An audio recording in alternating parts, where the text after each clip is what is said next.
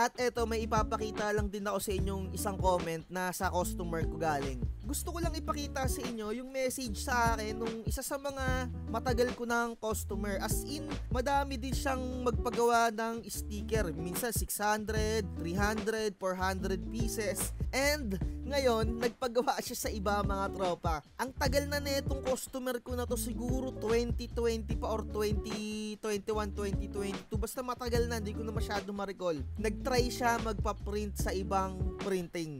At sabi niya, sama daw ng pinagawa niya. Tropa daw kasi niya, pinagbigyan lang niya sa business. And 1.1k peso, no? 1,100 peso, 500 pieces yung singil sa kanya. So, napakababa niyan mga tropa kung tutuusin. Kung ganyan yung i-offer mo sa akin, 500 pieces sticker, itutulog ko na lang. Pero syempre, nagpagawa siya doon. And nagsisisi siya.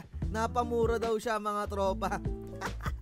Eto na lang isabi ko sa kanya, no? Iba kasi yung printer ko, boss. Kung ikukumpara mo, 4 colors lang yung pinaggawaan niya. And yung sa akin, 6 colors printer. At sa mga presyuhan na ganito, mga tropa, huwag kayong mai-intimidate. Kumbaga, huwag manghihina yung loob ninyo kung may mga nag-offer ng mura. At kung alam nyo naman yung printer nyo ay napakaganda,